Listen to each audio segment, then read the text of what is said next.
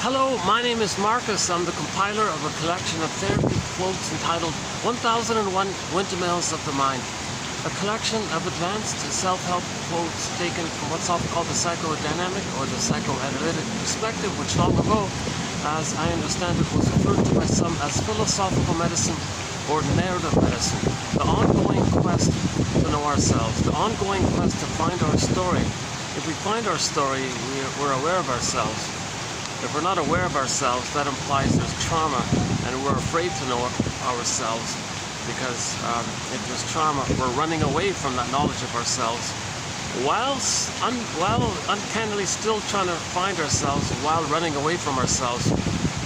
Hence this the metaphor in the 60s classic TV show The Fugitive. One of the taglines for one of the episodes was we could see the main character, Richard Kimball, on the road like that. You know, the road is my home, he said, and all this. The booming voice, the narrator said, "There goes Richard Kimball. He is a fugitive from the justice he seeks." That's a perfect metaphor for the baby situation. The baby is an emotional love fugitive from the love that he seeks. He's running away from his mother while he still needs her. He's going to look for her, but he's running away from her. So he's running away from the experience of her while looking for her. But when he's looking for her, it can only be a symbol of her. That means he's still running away from her because the symbol doesn't fulfill it. But you have this fantasy of this unconscious hope for the fulfillment of old unfulfilled needs. So you're searching, so the person is searching for love, but it's only symbolic because when the baby's traumatized, that part of the brain doesn't know time. It's timeless, no time, all time. So all time is that time. The present is the presenting past, or the present in new relationships is like just a replay, like an instant replay of the past. We're just replaying the past in the present, transferring the past into the present. So the present is just like a kind of quote-unquote melodrama, a kind of a psychodrama, or just a metaphorical staging, representation, as if case scenario to represent the past. But you still see the present in terms of the emotional, timeless need in the past, where the baby needed mother's safety and love and attunement and soothing and reverie and secure attachment style and her comfort and her warmth and all this. So you're transferring the past into the present, meaning you're going to see the present not for what the present is, but as something to hold your emotions of the past. So you're going to relive the past in the present. So you're not denying, so you're kind of ignoring the true reality of the present. You know the present's the present, but in terms of relationships and in terms of needs, in terms of feelings, in terms of our inner life, you're still stuck in the past with this kind of a loop. So the loop, memories are relational. Memories are relational. Baby and a mother, that's a relationship. So there's like a loop there. Baby cried for love, mother said no. For whatever reason, misattuned, malattuned, unavailable, whatever's going on with the mother, it's kind of a surprise, but one estimate is that 90% of the babies in North America are not being seen by their mothers properly, like for who they are. They're not being seen or accepted or recognized for who they are. That's called mother's soul blindness. Alice Miller calls it an invalidating environment. Someone else called it an invalidating environment.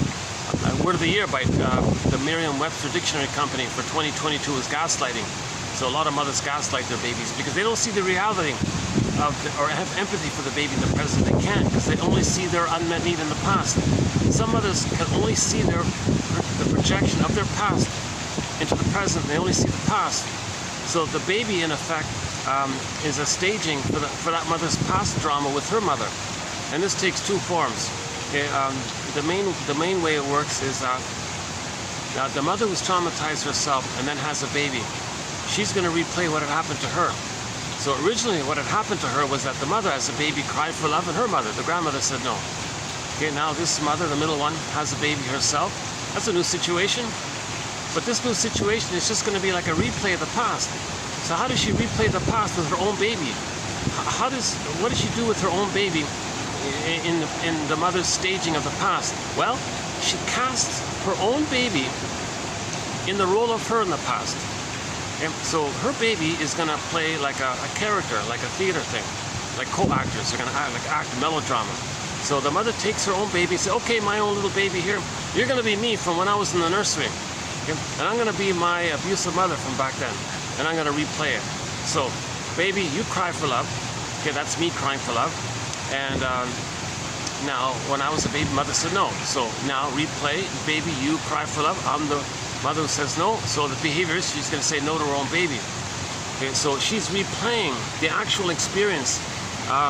What had happened to her with the grand fantasy that somehow she's gonna change the past, undo the past, get a better past. It's that kind of thing. Hold on a second. I think the staff want to come. Hold on a second. Hi, it's okay. It's okay. Okay. If you want to, yeah. Yeah, it's okay. If you need to do your work here, no problem. It's okay. Okay.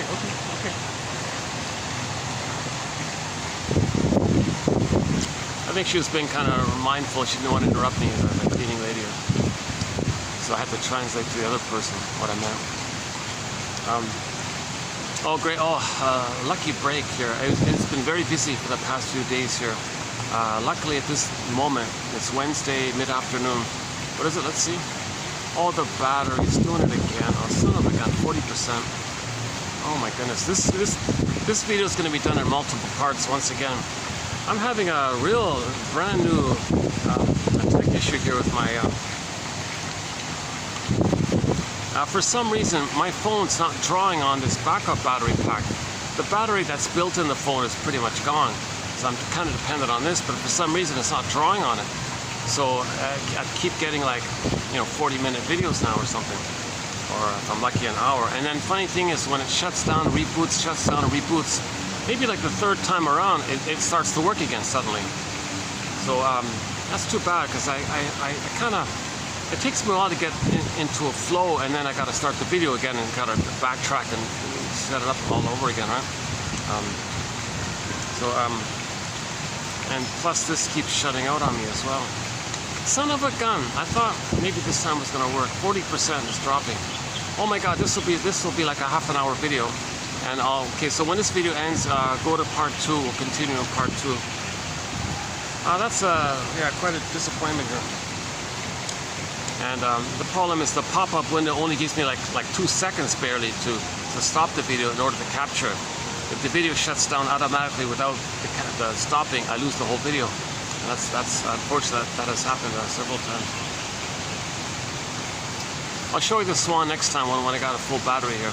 But there's 2 swans near me here.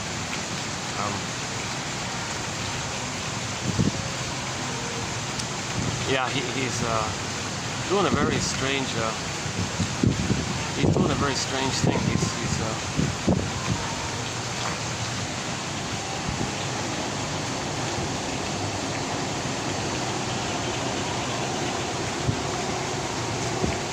That swan is quite the perfectionist. Always wants his feathers perfectly fluffy and clean and groomed. He's always grooming himself.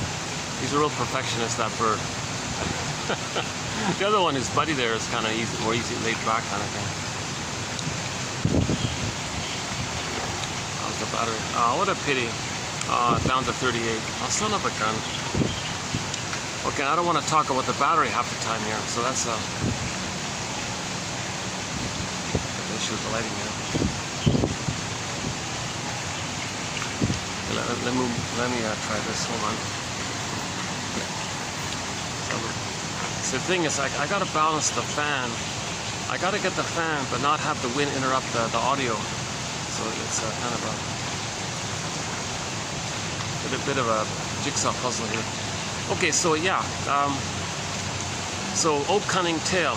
Emily Dickinson has a poem about attachment trauma, relational trauma, interpersonal trauma, developmental trauma. It's called A Great Hope Fell. Baby had a great hope. He didn't expect to be betrayed. He didn't expect his mother to use the baby in her drama. He didn't expect to be expected to save his mother, be a mother for the mother. Old Cunning Tale. So baby had a great hope for a natural loving mother kind of thing. That all fell. Whoa. Huge disappointment. You heard no noise. The wreckage was within. So the wreckage. So what does he do with his soul? As a desperate emergency measure, the baby puts his soul into cold storage for safekeeping. That's called emotional hypothermia, emotional coma, emotional catatonia. This motif can take a variety of ways. Like in Snow White, the soul is put in a glass box. So it's like it's boxed away. You can see it, but it's not available to you. It's kind of boxed in. Or a character that represents your beingness becomes a statue. So Echo becomes a statue. Faithful John in the Faithful John Grimm's Tale becomes a statue. Or petrification, a character comes kind of like a statue, just petrified.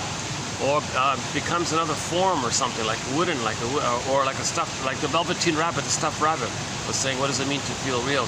So the person may end up feeling, recognizing roughly at midlife, they're not really feeling fully alive and real. Okay? Like the wood statue and like the Velveteen Rabbit not feeling real. So the child does a desperate thing. He freezes up his authentic self and hides it down a tunnel, down a cavern, and it might be another force. It's like the metaphor, it's far away from you. The more traumatized he is, the further he is away from his authentic self. Because to have it led to so much pain, he's got to be detached from it. It's never gone completely. It's just hard to get access to.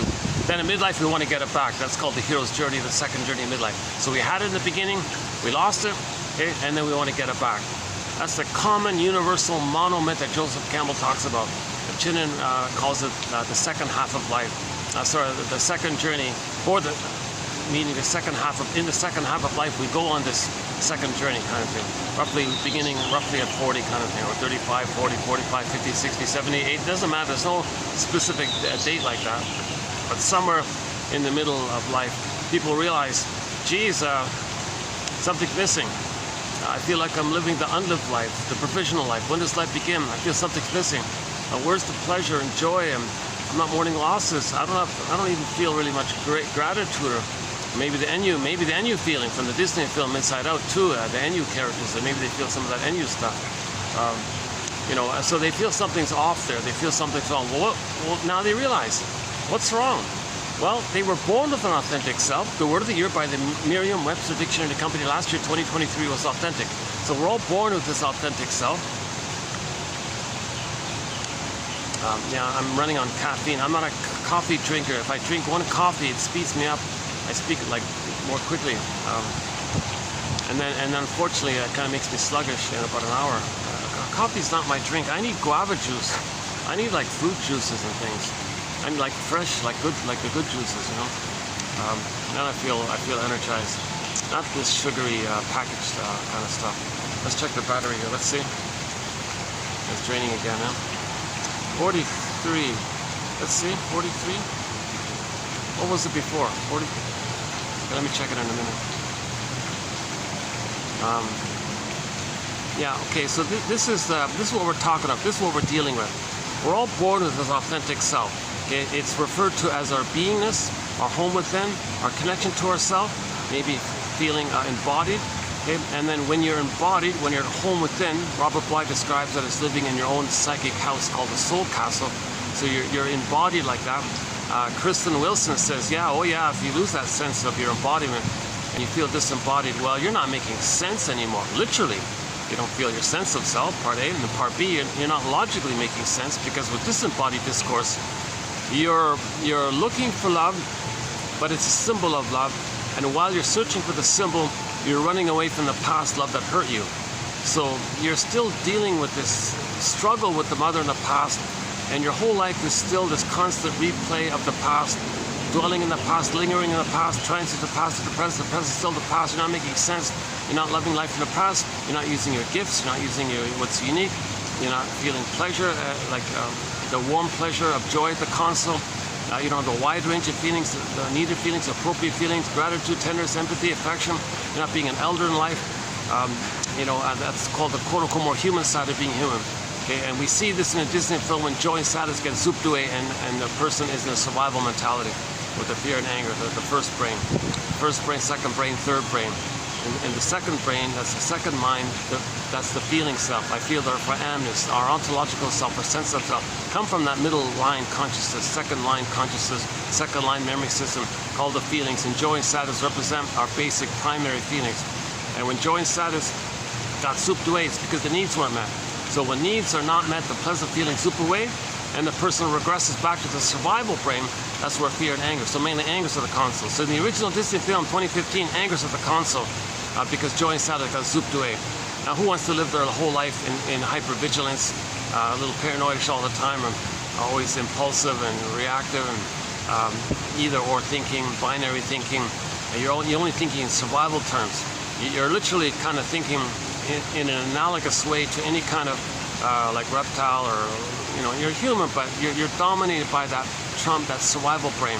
It's not a perfect model, but who wants to live life endlessly cynical, endlessly bitter, endlessly sarcastic, endlessly with a chip on one's shoulder because you're angry because you didn't get the love that was needed. So out of that constant anger mode, it's going to have a snowballing effect. Yeah. And then how that works, as I understand it, is since the sadness is not available because the identity is not there, they don't more losses. Now, going through life, you're going to be reminded of losses, and each time you get a little loss, it's going to bring up all the previous unprocessed losses. Now you're getting older and older, so another loss brings up all the other previous losses. That's like that cumulative snowballing effect. And then now as you're getting older and older, littler things are going to set it off. That's the kindling effect. So the kindling effect and the snowballing effect, you put it together, by the time the guy is an elder, he's not an elder, he's an older. He's a bitter, stingy, grumpy curmudgeon. And you have to walk on eggshells with him because he's in desperate OCD mode. He wants to control every little thing. He'll be enraged and all this if something doesn't go his way because he can't experience any more losses. He wants to control he wants to control, the chair's got to be like this, and this got to be like this. He's going to micromanage every little thing. If something goes off, that can set off all those old unprocessed losses because of the kindling effect. So some little micro thing, if he's in a senior's home, and the nurse is 5 minutes late, he might freak out because it'll all come up kind of thing. So he wants then the rage at the mother for the loss of his identity. See, the psychic structure needed to mourn losses, accept losses, feel sadness is an identity. But that's the thing. We lose our authentic identity when there's attachment trauma, relational trauma, betrayal trauma, old cunning tale by the mother. And there's a whole long long list of ways of how the mother's betraying the baby, the betrayal trauma. We're not blaming the mother, we're trying to understand her, why is she doing it? Because in the healing journey, we got to get her story. If you want to heal, you got to get her story. Get your mother's story, you can heal yourself. That's the true psychological meaning of the phrase, honor your parents. When you honor them, when you know the reality, that they're traumatized, that they're stuck in their past, and they may have developed, they may be what they call, yesterday's video, EIP, emotionally immature parents. And maybe they develop a stinger personality pattern, narcissist pattern, bully pattern, Iago pattern. Maybe they develop one of those stinger personality pattern, or slightly better, maybe they were the pleasers and caretaker types. But they still couldn't fully see the child, meet the child's needs, even in that case. I got the sun right on me. I gotta wait a few minutes for the Earth to tilt on its axis. As the Earth tilts, the buildings near me will block the sun, and I'll get more shade. Let's see the battery. No, it's dropping. 34. No, it's dropping. Yeah, it's not. We're no matter. Son of a gun. My last video was done in 2 parts. That wasn't too bad. The one before, I had to do it in 6 parts. I had to do that video in 6 parts because the thing kept shutting out on me. I don't know how to fix this thing. I've tried every which way. Reset, unplug, reset, reboot, restart, reset, unplug. I've tried every little possible combination, and I don't know what it is. I'm using a very old basic budget phone from long ago. It used to be someone called it a kid's phone. It's like a very simple basic phone, but it works, and well, until now, yeah. So I'm kind of hesitant to go out and, get a hold of the phone. But what about? Geez, the lighting here is. Okay, let me make an adjustment here. Hold on a second.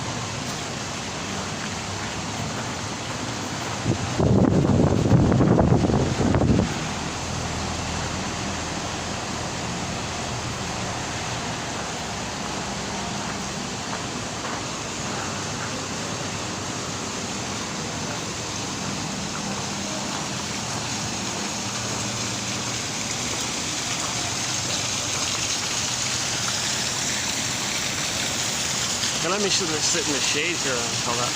Yeah, so you can see all the sun is right at the corner. But that's the best spot where I can get the fan going. Doesn't really work at the other end too well. I don't like blocking the way, like guests might come, walk. I like to use corners kind of thing. That's too bad about the phone. Hopefully in part 2 it'll work. Down to 33. Unbelievable.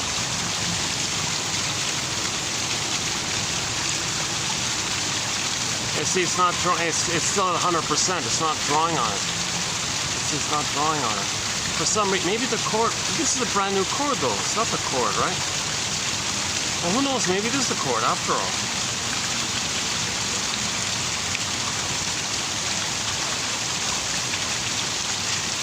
Well, let's try one more. Let me try one more reset. I'm being a little stubborn with this thing. Hold a sec.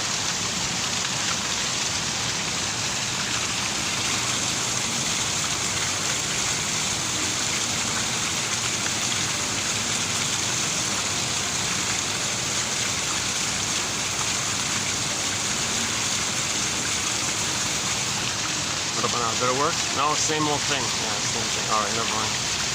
So let's just run this out, and then we'll do part 2. I'll just jump right into part 2.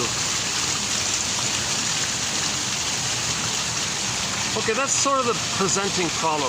That's sort of the presenting issue. Our authentic self, our real self, our true self, our sense of embodiment, and then the pleasant feelings that naturally come from that. Those two elements of the authentic self. Okay, your inner home, your connection to your body like that, and the natural, pleasant, golden ball, radiant feelings that come from that. So the feeling part is the golden ball, and the embodiment part can be Snow White, or it can be Iron John, or it can be Echo turning to a statue, and so on. Many ways of doing it. Okay, then, that's a pain. Back to Emily Dickinson, there's a pain so utter, swallow substance up.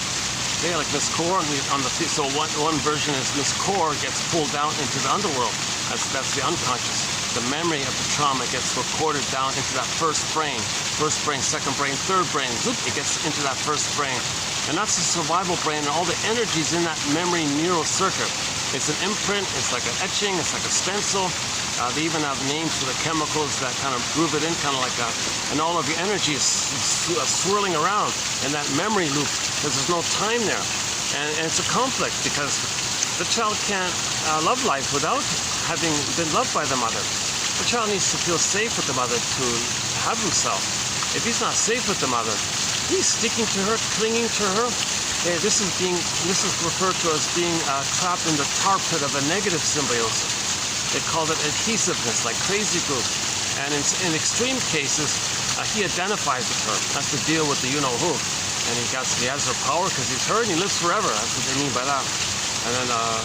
And then he goes through life seeing his unloved self, using proxies to play his unloved self, and then treating them the way his mother treated him. That's how he has his mother, because he's become her, trying to save her by mirroring her and being her. And to be loyal to her, he imitates her. So she shamed him, he becomes her. New situation, find proxies to play him, see the proxy as his innocence. Okay? And then he'll replay how when the mother saw his innocence, the mother shamed him. Now he's her, the proxy plays him, so the behavior is he's going to shame the proxy, meaning him, the way his mother shamed him. That's the replaying of the loop thing. That's just part A. Ultimately, there's still a struggle with the mother. So how does that work? If the baby identifies with the aggressor, how does he be the mother, treat others badly the ways he was treated, and then fight with her if he is her? How does that work? Okay, hocus pocus, auto-hypnosis, double focus. Okay, the mentation in the baby's mind is what they call primary process mentation. Primary thinking, primary mentation, primary process thinking, so-called beta elements. It's just this, the cat in Alice in Wonderland says there's no logic, don't expect conscious logic. She calls it, the cat calls it mad. And Alice says, yeah, up is down, left is right, here is there. It's the dream world, there's no time, there's no sense that anything has to be in a certain place. This could be there, this can symbolize that, this can mean that, this can flip this way. And so it's all topsy-turvy like that. So that's the mentation. It's exaggerated, it's pictorial, it's imaginal, no vocabulary, it's all images. So that's what myths and fairy tales are. Myths and fairy tales are these inner dreams. They're soul stories. Myths and fairy tales are metaphors for this inner life, the traumatized inner life.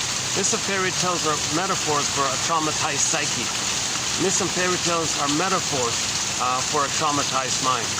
Yeah. Every character in a myth and fairy tale is a personification of some element of the person. Yeah. It's good that I have coffee today because I have to do these short videos. I want to be able to get as much in as I can. Down to 26%. Yeah, in 10 minutes this will cut out. Yeah. Unbelievable. I guess the child part of me is triggered, right? Like, because I have an expectation, right, that this should work. So there's a blurring there. There's a natural expectation. Well, I bought the thing, shouldn't it work? Wow, how much did you pay for it? Okay, let's be realistic here. And plus, now maybe I'm transferring my past childhood unmet expectations onto the benign situation here, and that's why the exaggerated emotions might come. So buying a new phone, it's an inconvenience, but you know, but the strong emotions of that come up from the past can be triggered by the minor thing in the present. So sometimes something in the present triggers a bigger thing in the past, and then you think the thing in the present is the cause of your emotions that are being flared up from the past. When the thing in the present is just some little thing, but it reminds you of the bigger thing in the past, and that bigger thing in the past has all those unprocessed emotions that are coming up. So in a way, sometimes you can thank the trigger in a way, because it's bringing up your old childhood fears to face, so you can finally face it. And maybe people unconsciously chose faulty technology to be frustrated, so they could feel the frustration with their mother, you know, that kind of thing.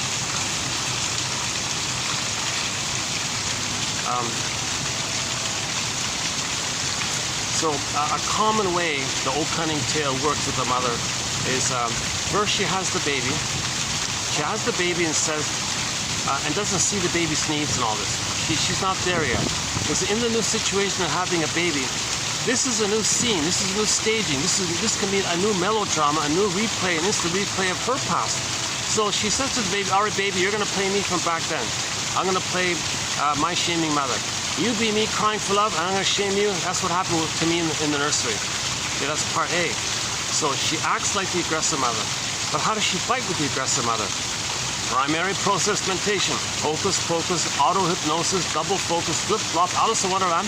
The baby now, okay, who is playing the mother's innocence, the image of the baby now, she'll cast the role of the baby in a poof, like she'll morph, like magic, she'll morph in her imagination. Alice in Wonderland, poof, poof, it's all magic. Okay? She'll suddenly, instantly morph the image of her baby, who at first, a moment ago, just played her, the mother, as a baby.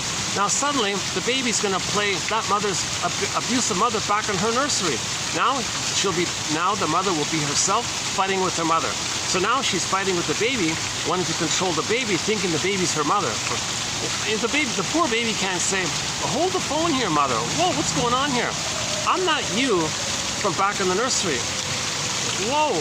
Hold the phone here. Whoa, hold the phone again, mother. Now you think I'm your mother who hurt you? Mother, are you psychotic? Okay, so that's, the child might actually think, they call that perverse thinking, psychotic thinking, psychosis-like thinking. The mother doesn't appear psychotic. She's psychotically neurotic or neurotically psychotic. She can function in the daily life, but she's using the daily life for her psychotic kind of like emotions. But she functions in practical reality. But she just uses, she just functions in the daily world in order to be able to stage her past because her battles with the past. So now she fights with the baby, thinking the baby's her mother. Now the mother's going to control the baby. So what does she do? How does the mother control her mother? The baby now playing her mother? Well, in the beginning they're bliss. They're in a blissful oneness together. Now that blissful oneness is meant for the child to enjoy, not for the mother to indulge in. But the mother's going to indulge in it. All right, baby, we're kind of one here. I kind of like this. I'm going to see you as the good mother who's going to be one with me. What child? What baby? You have autonomous thoughts? You want to be different? You want to separate? You want to be yourself? You want to be who you're meant to be? You want to be your uniqueness and all this? Whoa, whoa, whoa, whoa. The mother's freaking out here. She doesn't want to have that separation experience because she's still using the baby as her unmet need for her mother. And it never works, so she wants to maintain it. She's addicted to it.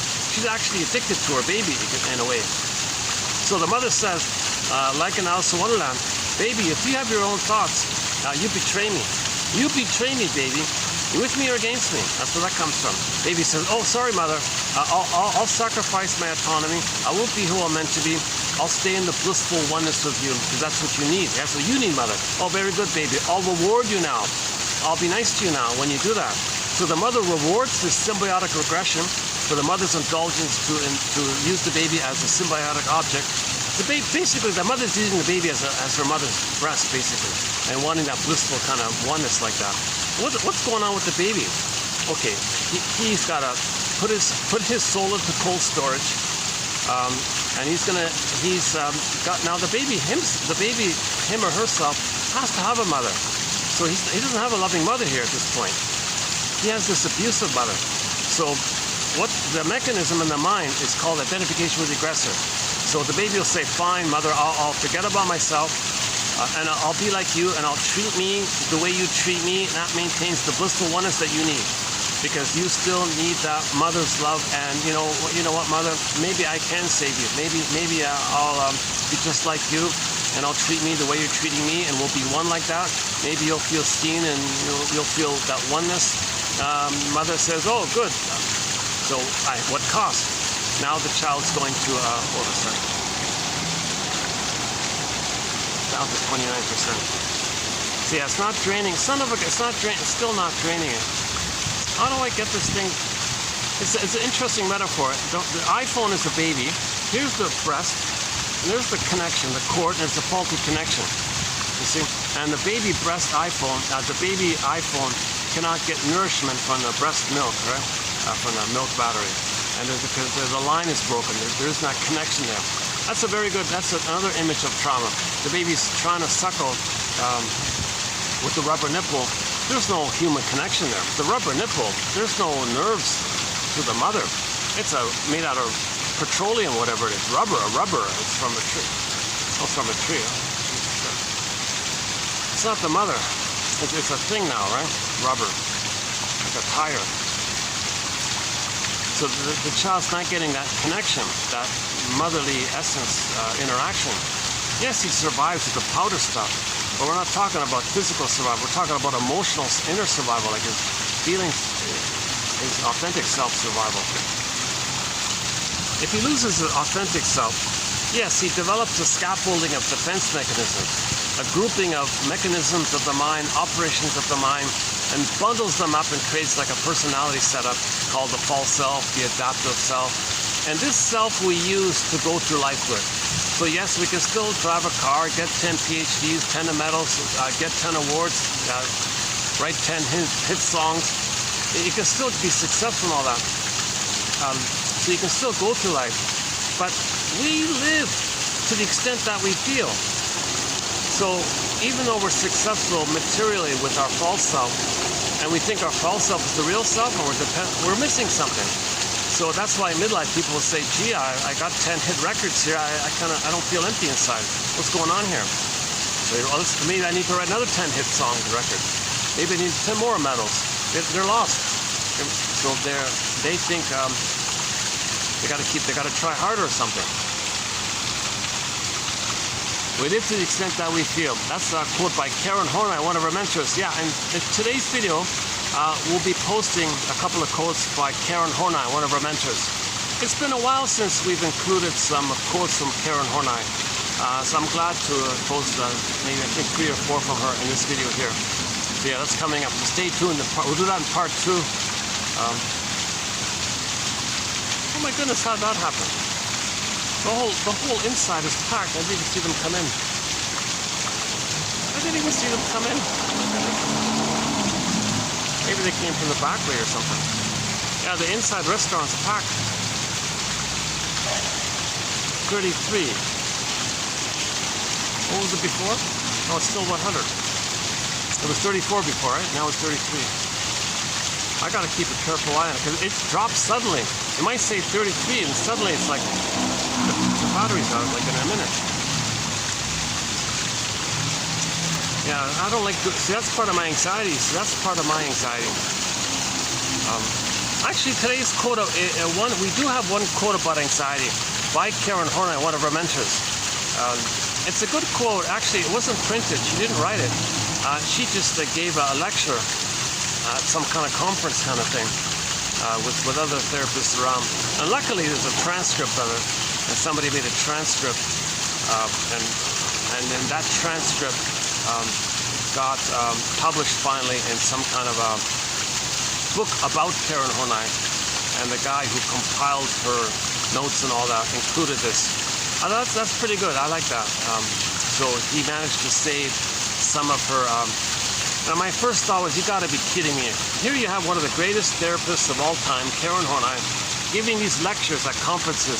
Seriously, nobody's recording it. No film, no movies, no audio. You got to be kidding me. Some of them were audio recorded, but just privately, and the guy wrote it out or something. Jeepers Christ. We need films of Karen Horney. Edmund Berger, oh my God. Masterson, Jesus. We're missing a lot of good stuff.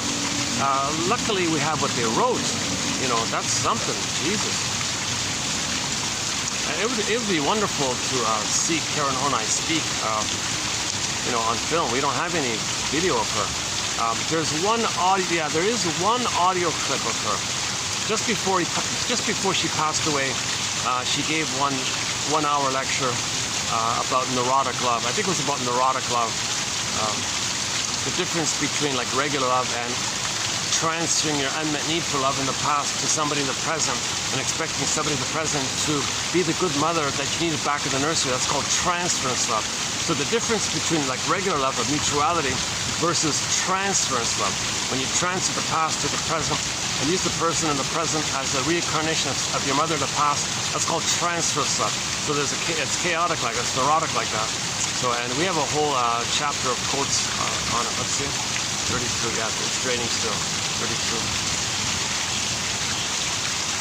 And that's shut out, huh? Is there anything I can do to... I've unplugged on there, I've unplugged it on this end, I've put them back in. I've pressed this 100 times.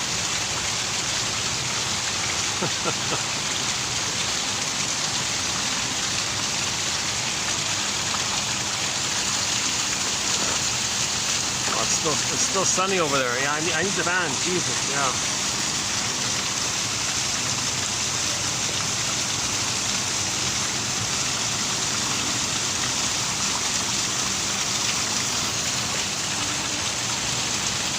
That's the one good thing about this venue in the summer.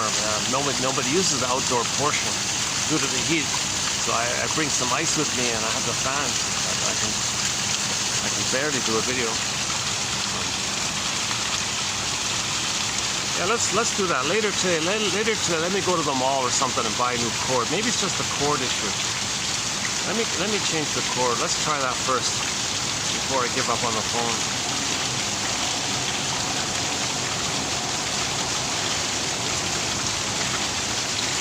Or could it be the battery pack? Maybe the fault is there. I have this kind of a childlike habit of, you know, buying budget things, you know, things on sale, things that are, you know, being no longer used or something. And that might be like an unconscious expectation that I'm getting something for a minimal price, because, you know, one theory, like, children expect mother's love freely, unconditionally. So if you're always like a bargain hunter or something, it's kind of like you're getting something at a lower price, so you're giving a little, you're trying to get more. You see, you're still at that place where you didn't get mother's love unconditionally, freely. Now this is very mild like that. Now in the overt extreme of it all, okay, then you can go to the Nashville show. That young lady felt that her mother never gave her anything freely, so she'd go to this supermarket and felt, well, I'm going to get it for free. Why should I pay? I'm tired of begging and pleading my mother. It never worked. Now I should get mother's love. So she took material items, cosmetics, as symbolic of femininity and mother, and she was a billionaire woman and all this, but she had a hobby of shoplifting lipsticks and things like that. That's the Nashville show, and so that's one quote about that. We don't have a threat on this area. We don't really do crime and all that, but that's one accidental quote that came along like that. The baby expects mother's love unconditionally, freely. The baby's not supposed to do something for it. Well, now she goes to the store. The store can be like the setup, the safety, okay, the cosmetics at the counter. Oh, there's the shelf and the cosmetics. There's mother. You got the shelf and the cosmetics. Oh, there's mother. Come on, mother, give it to me freely here. Now she's going to be demanding. No, I don't got to pay for this. I'm supposed to get it freely. So then she shoplifts, right? So that's one theory about the underpinnings of the shoplifting. Once again, not a threat. We don't really cover that area. We have a sprinkling of quotes in that kind of area. I'm not out of my zone there. Once again, my disclaimer, I'm not a shrink or a professor. I'm not a criminologist. I'm not a forensic psychiatrist. I'm not a psychiatrist. I'm not a doctor. I'm not a professor, midwife, doula, nutritionist. Oh boy, so what are you, Marcus? Well, I have a BA. I'm the compiler of the quotes. But I have a knack of finding out. I think I have a bit of a knack of identifying quotes that are clear, fun, educational, helpful, and I've plucked out 10,000 gems from the psychoanalytic mush. There's a huge mush of muck and mud, and I kind of waded through that, and I found out these little gems. So we have 10,000 little gems in our collection here. Okay, so there are two ways to get it. Through this YouTube channel here, in each video, you'll get 10 quotes on average for each video. 1,000 videos, 10 quotes per video, so 10,000 quotes there. Or for a minimal administrative fee, one can get the complete encyclopedia for their iPhone, for less than the price of a coffee. It's a minimal fee, an incredible option. Quotes are clear, they're fun, they're mainly written by shrinks. 10% of them are written by psychologically or psychoanalytically minded self-help authors, so that's okay, they're clear like that. Yeah, yesterday we had a couple in that area. Authors like Karen Horney, Masterson, Edmund Bergler, Melanie Klein, William Fairbairn, Margaret Mahler, Thomas Ogden, James Grotstein, Althea Horner, Dorothea MacArthur, Guntrip and Solani and Rinsley. We got hundreds of excellent analytic authors. Just to clarify here, I'm looking for clear quotes. So there's no convoluted English translations of Freud. I don't speak German, unfortunately. I wish I could. Oh my God. I'd translate the thing myself if I could. So we have no Freud due to the translation problem. And we don't have this obscure, quasi-wannabe cult-like religious type of material like by Mr. Jung and Mr. Lacan and some other big names. They don't really like Mr. Bion and the other kind of familiar, slightly so-called intellectual nonsense. We don't really have that kind of stuff. So we're looking for quotes that are clear, that give you a little aha, I get it. And if I get it, you're going to get it. I only have a basic BA. It's a very humble basic BA. It's not from a top 10 school or anything like that. And I never took psychology at school, in university. So I started this roughly when I hit 40 because I wanted to learn this perspective. I wanted to learn this. I wanted to go to New York and do this analytic process, but I need $1 million kind of thing. So what's the next best thing? Nobody's teaching it. There's a lot of controlled opposition muck. Forget that nonsense. That's meant to confuse you, and they're useful. And see, they're narcissistic. Some of these public figures because they enjoy the narcissistic display. Oh, look at me, but they're saying nothing. But oh, look at me, I look nice, or I can talk a little nice or something. But they're not helping you. They're not helping. They're doing it for themselves. So there's some of that. And why waste your time? Being bored with that. So no one's really teaching psychoanalysis. So somebody said, well, if you want to learn something, teach it. And when I first heard that, I don't see myself as teaching this, but if I'm finding the quotes and sharing it, I'm kind of learning it in that process. So I don't see myself as any kind of formal teacher here, mainly because of my anxiety. So as I speak, you see my anxiety. You know, part of Karen Horney's quote today, now it says 33. It was 32 before. Hang on. If that's it, was it 32? Did I say 32 before? That gives me a glimmer of hope. Maybe it went up. Okay, I'll know in a couple of minutes if it's going to reboot itself on its own. But that'll be great. I'll just continue straight. Let's see. 33. Yeah, I'll know in a minute. Yeah.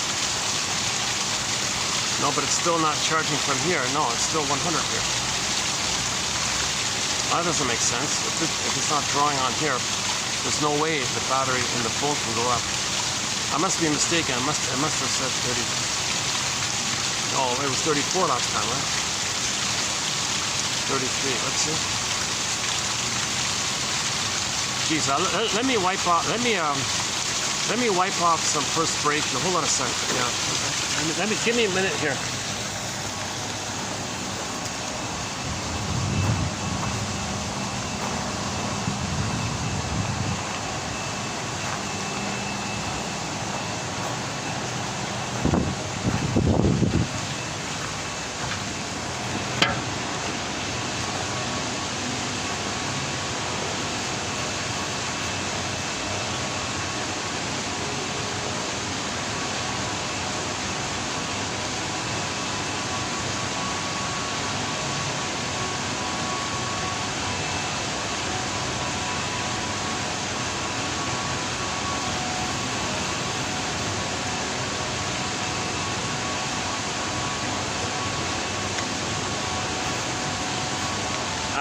One of the companion beverages to our collection is tangerine juice. Yeah, tangerine, guava.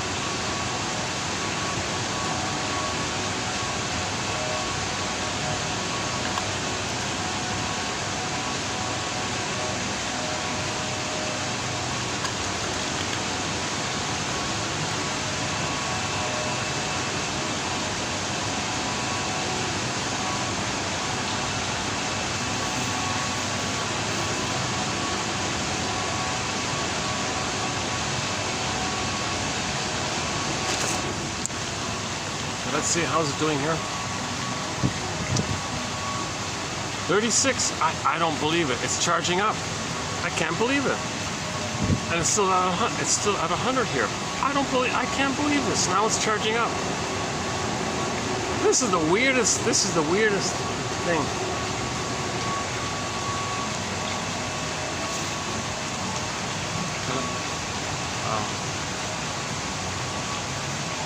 It was better at the other place, right? At the other spot.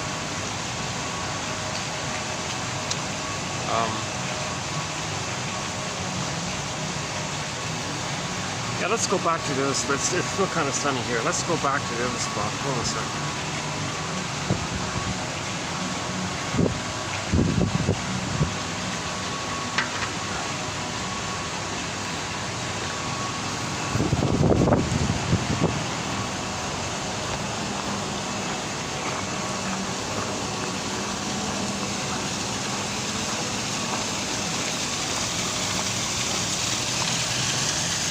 Oh, it's sunny here too.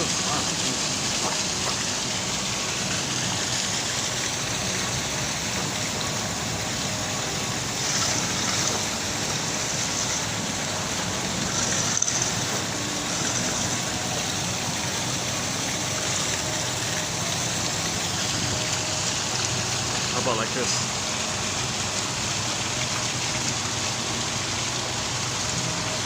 Okay, sorry. Okay, let's try this.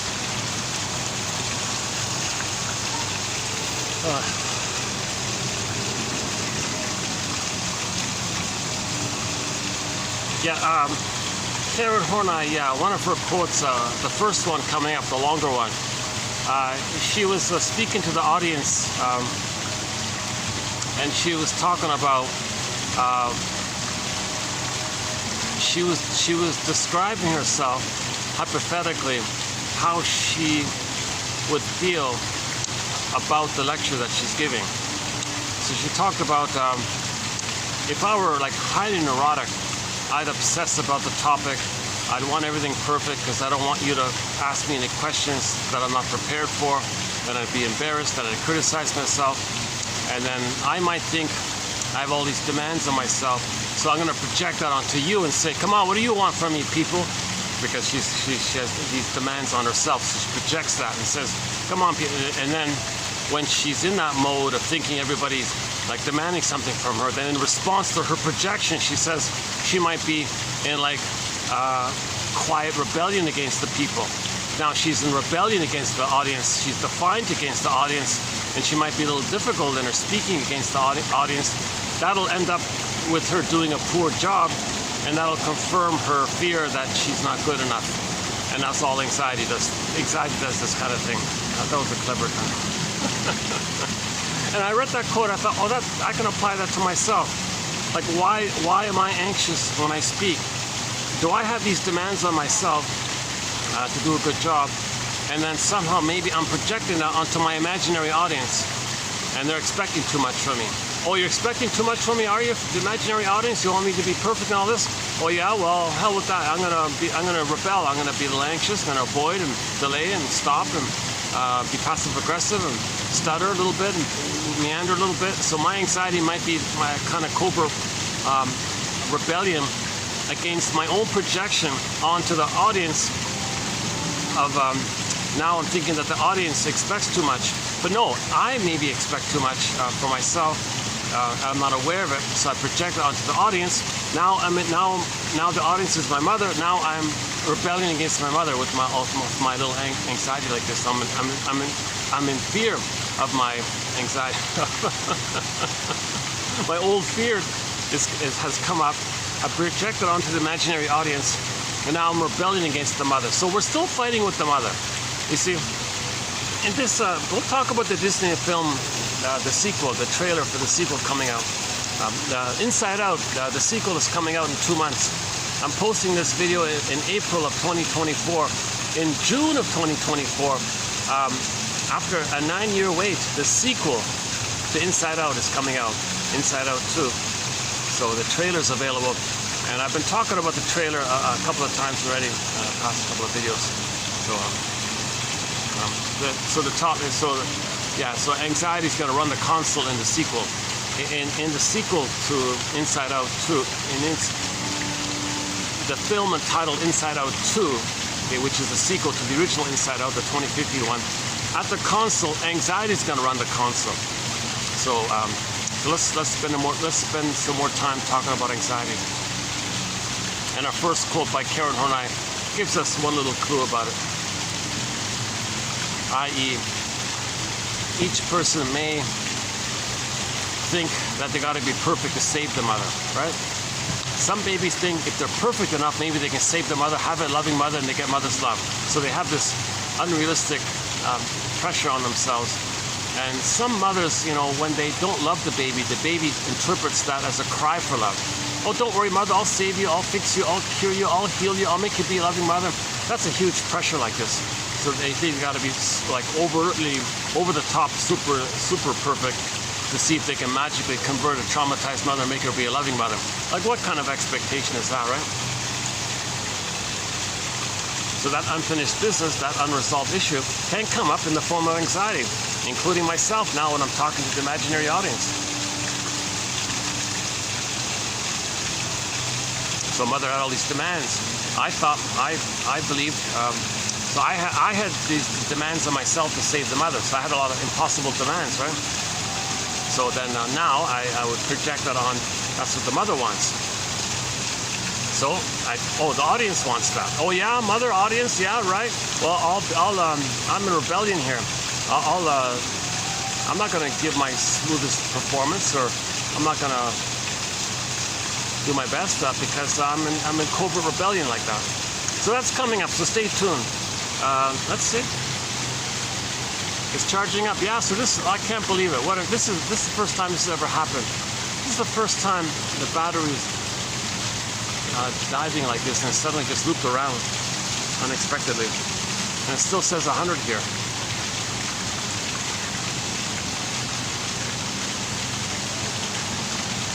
So I'm going to assume it is drawing on this and it hasn't used 1% of it yet. Yeah.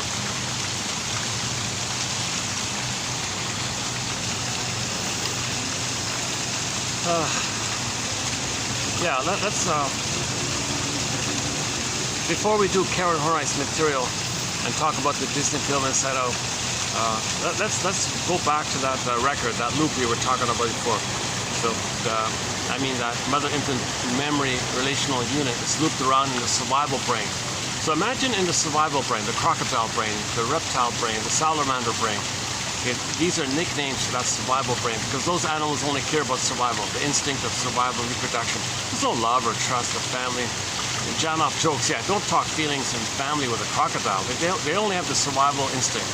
So that's a nickname of our memory system, which is the amygdala, the top of the brainstem, and the spine like that.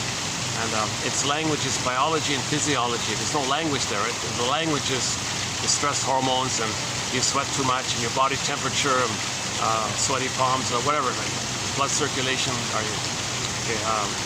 issues. So the language is biology, right? So anxiety, of course. So anxiety comes from that first brain, obviously, because when the baby's traumatized that early on, he thinks he's not going to make it. He can't process that fear. He can't metabolize that fear. He can't know that fear. Okay? There's no witness there. He can't know that, but it's always there. So when he goes to life relating with people, it comes up. Those past fears come up, and that's dispersal. The dispersal of that intense fear with the mother disperses to everything and everybody. That's called anxiety. So anxiety comes from the first mind. So when the baby's traumatized by the mother, that recording goes in that survival mind, that first mind. Okay? First mind, second mind, third mind. Okay? Or first brain, second brain, third brain. Okay? The famous 3-in-1 brain, the brain with 3 parts, the triune brain. We have 3 brains. Crocodile brain, chimpanzee brain, that's the main one, the mammal, the feeling, the body, that's the main one, the feeling.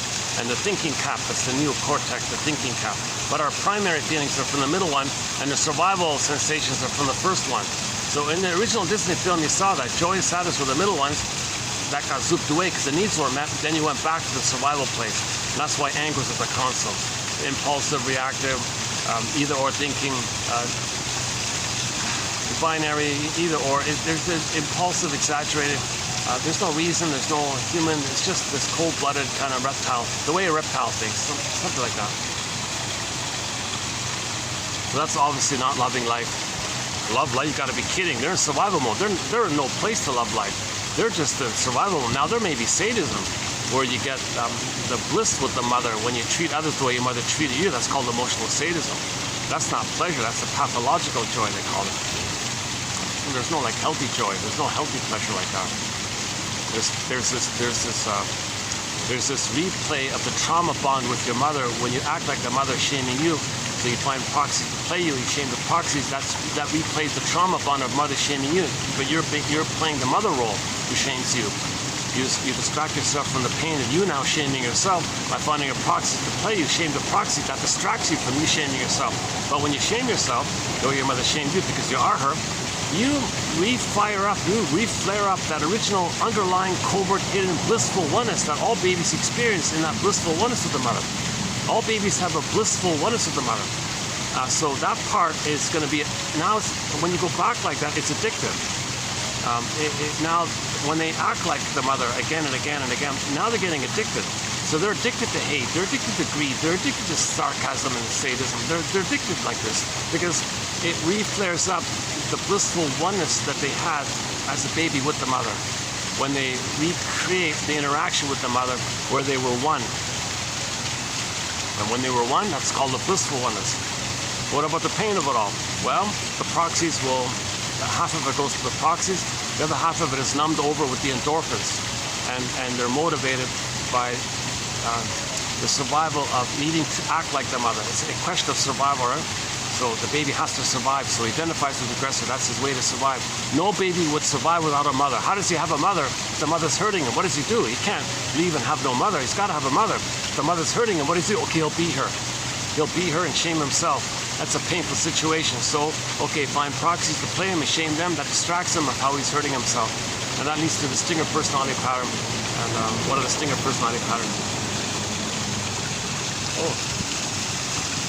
The disadvantage of this spot is the people inside can kind of see me talking.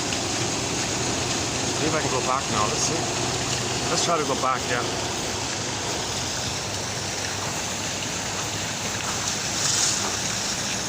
Now these are the best chairs here. Yeah, I love these chairs. These are the most comfortable chairs here.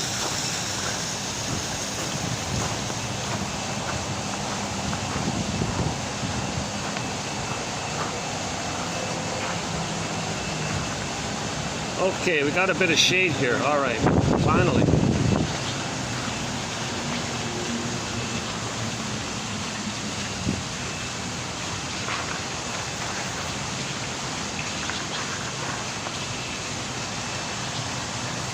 Let me do another perspiration management issue here. Let me do some water management.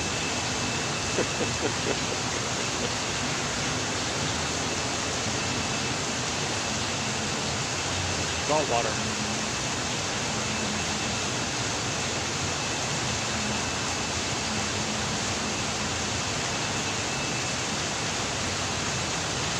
Yeah, so once again, one of our companion beverages to 1001 Windmills of the Mind is the tangerine juice. This one here, the tangerine.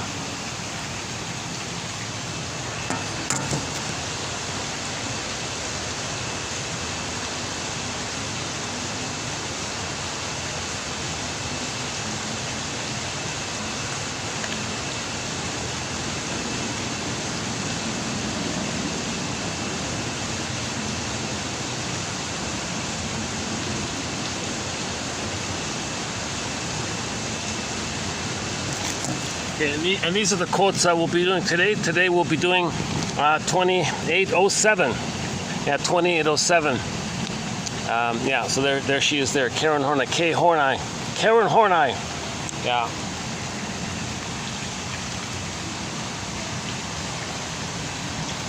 And like Edmund Burglar, she wrote directly in English, so that's great. So we don't have to worry about disturbed translations.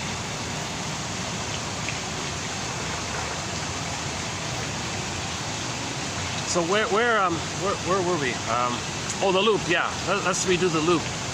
So imagine this relational interaction as a loop, a memory loop. Baby crying, mother said no. Baby crying, mother said no. Pain there, need still there. No time. Need, no time. Mother needs pain, no. The experience is no. So you got this huge conflict here. The baby has the need for a secure attachment style with the mother, as a little bit mentioned in the last video. But that was failed in all this. Immense pain. But the need is still there. Wait a minute. The need links to the pain. Nobody wants to feel pain, but the need is still there. Okay, this makes the person neurotic. This is neurosis. Neurosis is the petrification of this inner conflict that's repressed. And it's in the survival brain. And the person's life energy, their life force, fuels into that loop. Okay, that's the metaphor of the iceberg, the ice under the water. That's like driving the iceberg. That's all that's kind of powerful. It's called unconscious motivation. So we're gonna be kind of driven by this cycle like this. It's called repetition compulsion. Okay, the child's wounded. In nature, we're trying to heal, trying to get that love. Still trying to get that love. So he's gonna replay that record. Imagine this loop. The metaphor is, imagine this loop, let's call it the cry for love. Okay, everything's love or a cry for love.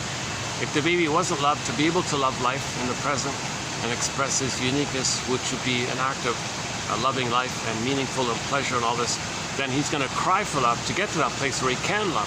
Everything's love or a cry for love, basically. I know it's overly simplified, but let's call this loop the cry for love. The metaphor is, imagine this memory interaction. Put it to music, or like, put it on a 45, let's say. Put the memory on a 45 And let's call it the cry for love. So Edmund Burger, one of our mentors, puts it this way. Every neurotic is a music enthusiast, but he only has this one record. How's the lighting here? The Earth hasn't hasn't rotated around the. If I do it here, you might hear the fan. That's why I'm avoiding. Do you hear the fan on the speaker? Maybe it's okay, right? I'm trying to get this unique spot where I can get the fan to cool me, but not interrupt the phone, the speaker on the phone. See, it's got to find the right kind of position like that.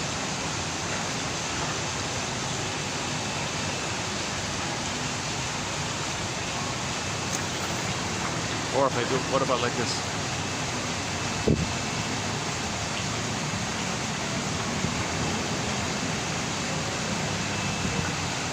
Okay, so imagine every neurotic is a music enthusiast, but he only has this one record, which he carries with him everywhere he goes. Every time he sees a turntable, he spins off that record. Every time he sees a turntable, a phonograph, a record player, a Victrola, okay, with never-ending fiery ardor, the compulsion, he runs to the turntable, looks for the cord, plugs it in, he puts the 45 on the turntable, puts the switch on, the power button on, picks up the needle, moves it over to the edge, gently places it down. You can hear the crackles and the scratches at the beginning, and he's going to play that loop. It's going to play that. It's only one song. He only has this one song. He would love to. He can't love life. He would love to love life, but he only has one song. He would love. He's a music enthusiast, but he can't enjoy new songs. He only has that one old song. It's the unconscious hope of the fulfillment of old unfulfilled needs, the cry for love. He has this unconscious hope for the fulfillment of old unfulfilled needs. Like it's a one tired old song. In the new situation, he's going to restage, reorchestrate, recreate, reenact like a melodrama, like a psychodrama, that original thing in the nursery where he cried for love and mother said no. That's on the record. New situation, new place, new people, interaction, new job, new conversation, whatever. In new situations with somebody, he's gonna, like a little bit close, of course. You don't do it with the cashier or the waitress, you know, like somebody you're a little bit close to. It might come up like that.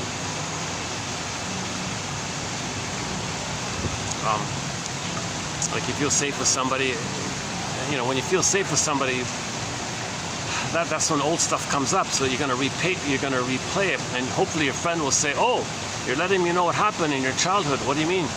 Well, you're recreating your childhood with me here. What do you mean? Well, it seems you're putting me in the role of you back then. You're acting like your mother, and I guess I kind of feel now how you must have felt with your mother. Oh my God, I'm so thank you for bringing this to my channel. I had no idea I'm doing this. Well, yeah, well, okay, great. I'm glad you noticed. So now you can see me for who I am. Absolutely. I'm sorry I replayed my past. No, that's okay. I get it. You had a good reason. You had a very good reason, because that's unprocessed, and you're trying to get near the medicine. You're trying to get your story. So then you stop repeating. When you get the story, you stop repeating, basically. If you don't have the story, you keep repeating. So if you feel safe with somebody, you're going to recreate that story, hoping to make it conscious. Make the unconscious conscious. Where it was, ego shall be.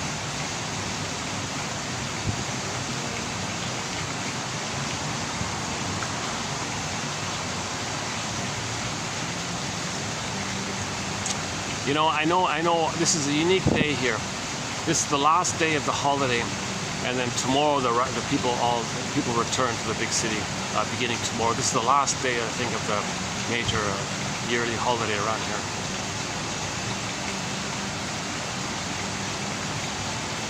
Yeah.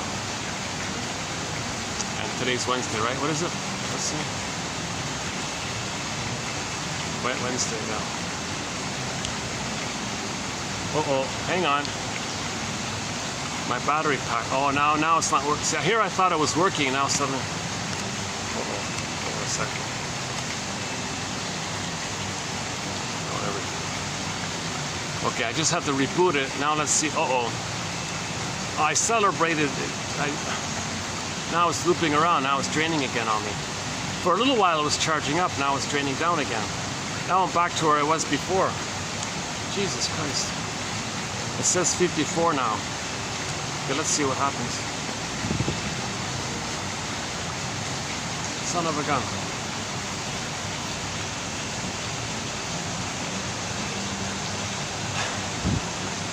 Okay,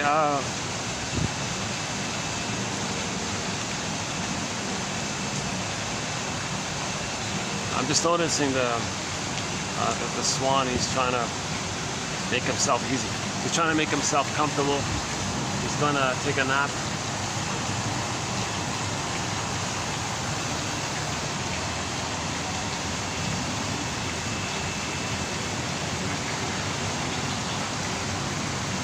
Okay, so every neurotic is a music enthusiast. Meaning every person is meant to love life and have a lot of new things in the moment, and spontaneity and creativity, like new things and new moments and sharing and delight. And so there's like a variety like that. The problem with the neurotic is he can't do it because he only has that one record, that old stubborn record from the mother, that complication with the mother in the past. He's only got that stubborn, it's called the mother complex. When you don't get love from the mother, you end up with what they call the mother complex. Okay, the son-mother complex, daughter-electric complex. Okay, and the son grows up, Lias complex, repeats. The daughter grows up, Jocasta complex. This just means the babies aren't getting enough love with the mother to know themselves, so they're stuck in the tar pit of imitating her, trying to save her while trying to get her love, running away from her. That's the past battle we're talking about. So the neurotic only has this struggle with the mother. Okay, he's not loving life in the present. He's still stuck in this battle with the mother, believe it or not. That's the theory here. So every neurotic is a music enthusiast, but he only has this annoying, stubborn struggle with the mother, this relentless, unreal hope to get mother's love. But nothing in the present can be the needed good motherly experience, having been mothered properly, loved experience. Nothing in the present, no time machines, no morphing. You can't change the past, but you're acting like you're still in the past. Again, he only has this one record. The neurotic only has that one record. Every new situation, he recreates it, he restages it, he relives it, he relives it. Instant replay of the past. Now this takes two forms. If the person is traumatized prior to 18 months, it's going to take a more warped version, a more disturbed, psychotic, ill, I don't know what you call it. They call it perverse thinking. A more complicated thing takes place. If the baby is traumatized with the mother before 18 months of age, then ends up with one of the stinger personality patterns, okay? Where he identified with the aggressor and then rejects himself, finds proxies to play himself, shames the proxy, and then morphs the proxy to the mother and fights with the proxy who's now his mother. That's psychotic stuff, right? So if the stinger replays the record, that's what takes place. In the new situation, they find a non-threatening substitute other, a safe person or whoever is there. You can make it up. Whoever is there in front of you, I guess, or whoever you're relating to, and you feel some kind of safety with or something, or in your imagination, or whatever the situation is. Somehow, whatever's decent, innocent like that, you're going to see that innocence, person, place, thing, company, food, whatever it is, I don't know, a pet or even anything. You're going to find a non-threatening substitute other, whatever that other is. And you're going to regard that other and in your melodrama, cast them into the role of you as an innocent baby crying for love. So that's called evocation of a proxy. You're going to evoke somebody to be a proxy for you. Okay? Proxy means someone who feels for you, plays a role for you, does something for you, has some, like your identity even. So evocation of a proxy. So in the new situation, they'll find someone else, okay, to be a proxy character of them in the nursery. They will see the proxy person as needing love, wanting love, being vulnerable, innocent, childlike, wanting love. Okay? So you'll see that in them. And then, meanwhile, the person had already identified with the aggressor. So when they replay the record, they don't cry for love and feel mother hurting them. No, they're the one who hurts them. So they're going to hurt themselves. But that's too painful. So evocation of a proxy. To distract themselves of them hurting themselves, basically, they'll find a proxy to play them and hurt the proxy that distracts them from hurting themselves. So they're hurting themselves and the innocent other. So that's why it's more warped like this. Now that's part A. So the proxy played their innocence. Hocus pocus, auto-hypnosis, double focus. The one they just hurt in the present, they morph that person in their imagination and suddenly see them as the mother who hurt them back in the nursery. Now they can be themselves fighting with the mother. Now the innocent person, they want to control them, demand them, and fight with them and control them. First they want to devalue them, then they want to control them. That's what the mother did. That's the interaction with the mother. The baby was devalued and the mother was trying to control them. It's still like a struggle like this. How does the baby identifies with the aggressor and just acts like the mother? So this is more disturbed stuff like this. This is called survival anxiety. And that's why if you listen to any of the slogans by anybody with a stinger personality pattern, narcissistic pattern, bully pattern, lower functioning BPD pattern, Iago pattern, and a few others, their slogans are always about survival. If you point out they don't want self-reflection, oh forget that. They don't want vulnerability or honesty or trust or feeling, none of that. They're survival anxiety. And if you point out, what you did was hurtful, they'll attack you. They'll say, no, they hurt me. They'll flip it. They do what's called the BPD thing. The BPD thing is where someone can play Hall of Mirrors. Now you see me, now you don't. Catch me if you can. They're psychotically neurotic and neurotically psychotic. So they can twist, flip, blame, accuse, play numb, play innocent, or really forget, or pretend to forget, whatever it is to confuse, distract, but ultimately to twist it around because they're in survival anxiety. They're trying to control the other. They can't be honest, they can't be vulnerable, they can't admit a mistake, they can't admit apology or empathy, they can't do that. They're coming from the prototype because they're coming from that time when they were struggling with the mother. The baby, the breast mother, and there's a struggle there. Mother's not doing it right, she's not around. Maybe she's not using the bottle. The father says, why aren't you breastfeeding our baby here? Well, one woman said she wants to go to the office and have seduction power, using seduction as power over the men at the office, wanting to control the men who are symbolic of her mother. So she wants to control the guys at the office, thinking the guys should be her mother. And he wants to control the guys, so she's finally controlling the mother. The father said, what about our poor baby here? Oh, never mind, just give him the powder stuff. That was a very sad quote from 3 years ago.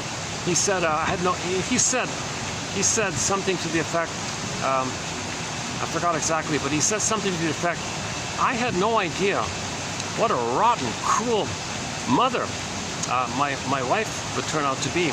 He never thought about it. Like when he married her, he never asked himself, what kind of mother would she be? He never thought that, right? He just assumed she'd be a loving mother. He didn't think ahead like that. So he was shocked to realize that his wife would abuse their baby, and he was depressed by this. And he said that was the beginning of the end of their marriage, because he couldn't take it. He couldn't take the pain of seeing this all the time, and that caused problems and all this. I think that's somebody said that's the number one reason couples break up, that over the parenting issue. Men can't tolerate seeing their mothers abuse their babies, so that it breaks them up like that. See, the mother's trying to control the baby, abuse the baby to create a trauma bond, to create an alliance, and then the mother has like an ally, and then she wants to alienate the fellow and control the husband like this. So she's using the child as a mother to control the other mother. So she's got like two mothers she's trying to control or something. I've never said it that way before. Now let's put a question mark. Let's put a question mark on that one, that part there.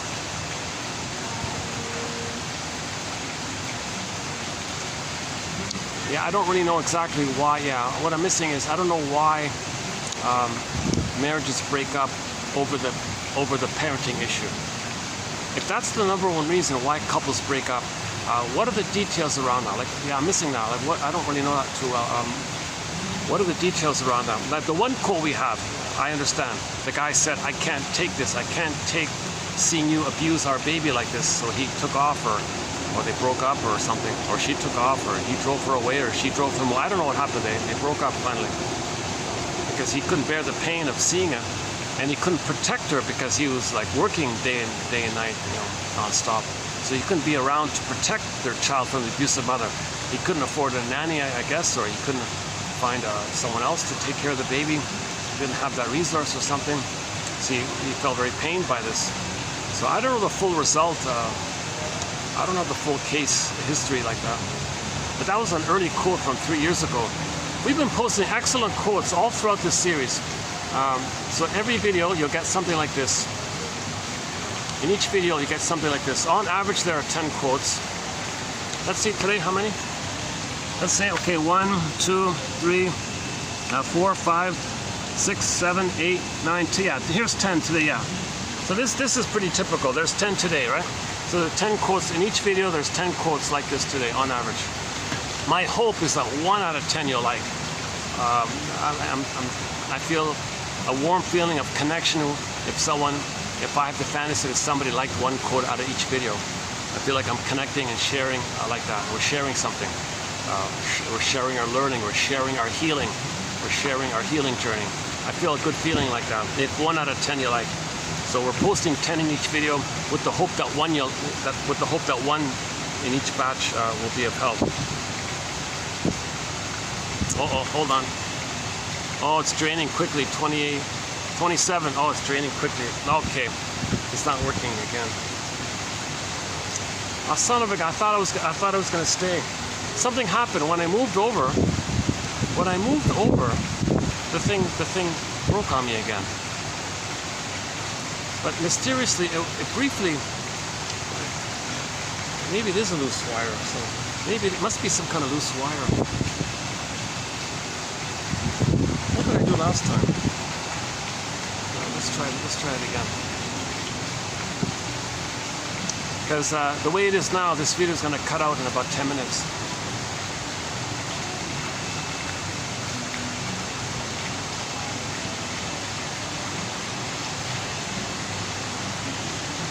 Okay, it says 23. Oh, it's dropping. Oh, it was 28. Now it's 23. Look at that. Oh, 22. Oh, Jesus. Okay, this is going to cut out in 10 minutes. 21. Oh, Jesus, look at that. 21 now. Oh my God, what's going on here?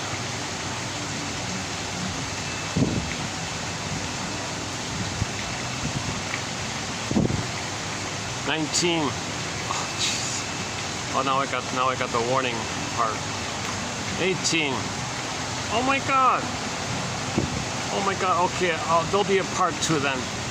This will cut out in like 2 minutes, and I'll see you in part 2. 17. Unless there's any kind of final last minute resetting I can do. Let me just fiddle with this for the next 2 minutes to see if I can save it.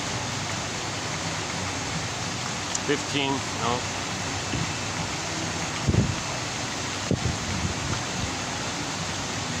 Oh, what a pity, eh? Because when I do part 2, I feel like, oh, do I gotta set it up all over again?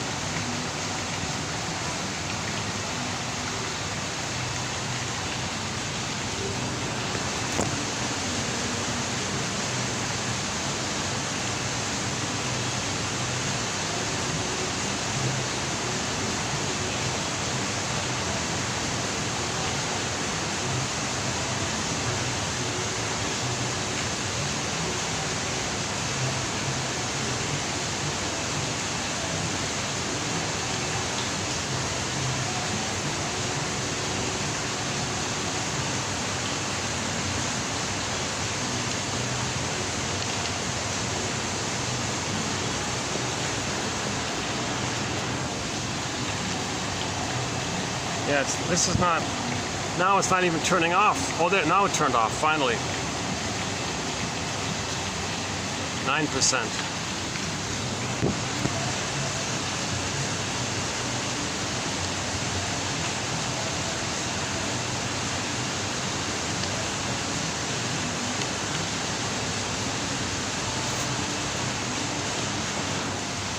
Well, that's the last little fidget I can do here. I don't think it'll work. 8%. Okay, when it gets to 2%, I'll shut it out. Oh, there's the little bird there. Okay, in part 2, check in. I'll see you in part 2, and we'll do the quotes in part 2.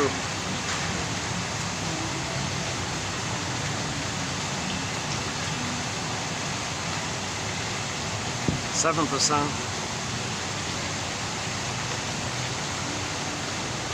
I'm just hoping by chance it'll go up again. 6%. No, it's not working. All right, 6%. Okay, why don't I just let's just hit the stop button here. I'll see you in part 2, and I'll just reboot it and get into part 2. And so yeah, so Karen Horney, Anthony Storr. Oh, what was that? 4%. Okay, I'll see you in part 2. Sorry about the tech issues. I'll see you in part 2. I'll see you in part 2.